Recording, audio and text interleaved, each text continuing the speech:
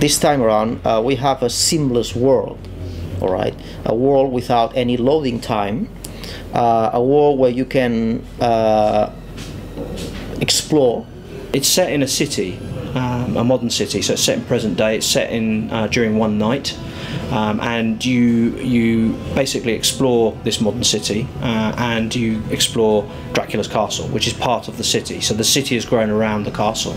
We have a free camera, which gives you the ability to look around and see if you missed anything.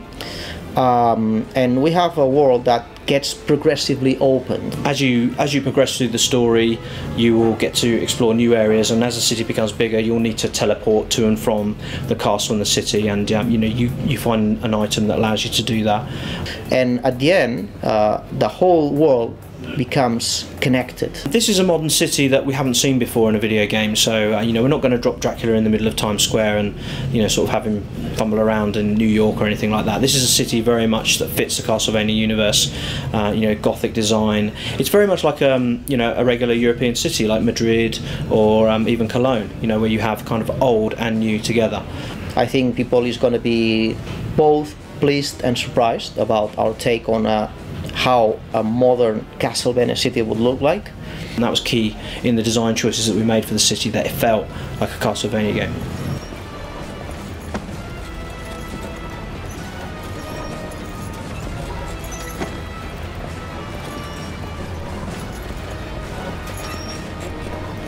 We wanted there to be a lot of variety in the environments, so it felt like it was different in everywhere that you went. Every time you turned a corner there was something new to see, something exciting to see, different lighting, different elements, huge vistas, really cool architecture, statues, that kind of stuff.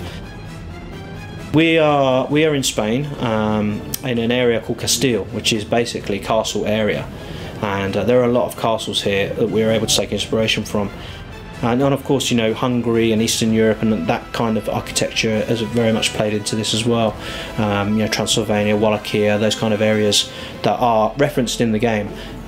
Many of the design choices that we took are taken directly from real buildings and real architecture. We loved New York buildings, neoclassic buildings, and we thought that they were very, very suited for a Castlevania city. I think one of the cool things about Castlevania in general, and certainly about Lords of Shadow, was having the enemies and the variety of enemies that you had. So I think there's lots of very unique boss battles in the game.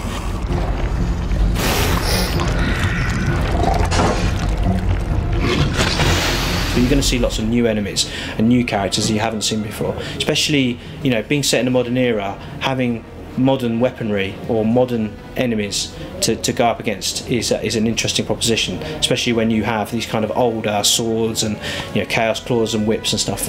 Fighting modern weaponry is something I think that's going to be really exciting.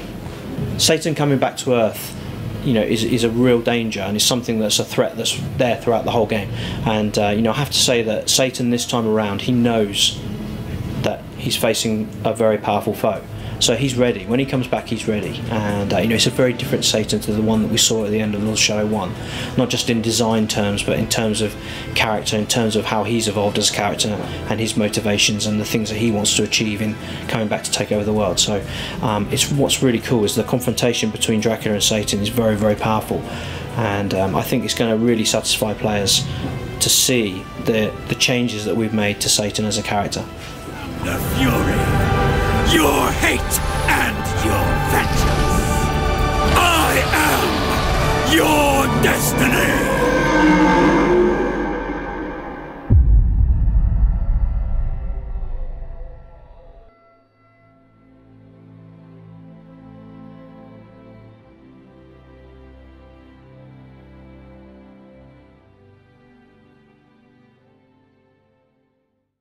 Konami.